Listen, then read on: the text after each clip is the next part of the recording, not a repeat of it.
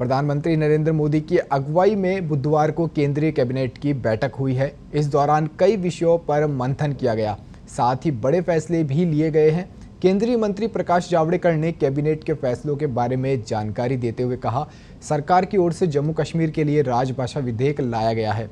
केंद्र सरकार ने बुधवार को कर्मयोगी योजना को भी मंजूरी दी है, जिसके तहत अधिकारियों के स्किल को बढ़ाया जाएगा।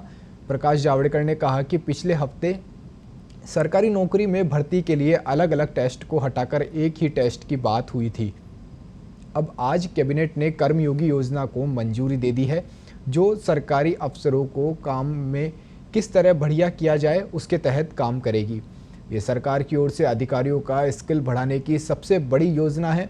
कर्मयोगी योजना के तहत सिविल सर्विस के लोगों को नई तकनीक, उनकी क्षमता पर ध्यान देने की कोशिश की जाएगी, जिसके तहत व्यक्तिगत से लेकर संस्थागत तौर पर विकास किया जाएगा।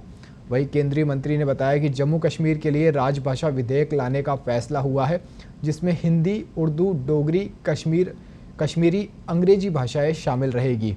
केंद्रीय मंत्री के मुताबिक जम्मू कश्मीर राज्य से इसकी काफ़ी दिनों से मांग थी, जिसे अब पूरा किया गया है।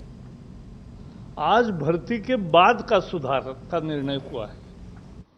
भर्ती होने के बाद विभिन्न कर्मचारी, अधिकारी, उनकी लगातार क्षमतावर्धन कैसे हो, कार्यक्षमता कैसे बढ़े, इसके बारे में, और वो प्रभावी कैसे, कारगर कैसे साबित हो, इसके लिए क्षमतावर्धन का एक लगातार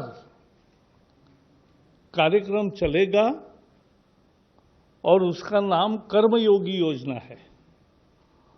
तो ये एक बेहद ही महत्वपूर्ण सुधार है और 21वें सदी का सरकार के मानव संसाधन का सुधार का एक बहुत बड़ा ये सुधार कहला जाएगा और लोगों की अपेक्षाओं पर खरे उतरने वाले अधिकारी तैयार करना इसका मूल मकसद है। जम्मू कश्मीर के लिए एक राजभाषा विधेयक 2020 लाने का भी फैसला हुआ और उसमें उर्दू, कश्मीरी, डोगरी, हिंदी और इंग्लिश, ये 5 ऑफिशियल लैंग्वेजेस रहेगी। इसकी ये लोगों की मांग पर इसका निर्माण हुआ है। बाकी इसके डिटेल्स आज नहीं बताऊंगा, क्योंकि वो इंट्रोडक्शन होगा पार्लियामेंट में, तब आपको सबको प्रतियां मिलेगी, तब आप उस पर ज़्यादा चर्चा कर सकते हो। आज 3 MOUs को भी मान्यता दी गई। जापान के साथ वस्त्रालय मंत्रालय का एक गठबंधन ये हुआ, MOU हुआ क्वालिटी इवैल्यूएशन के लिए।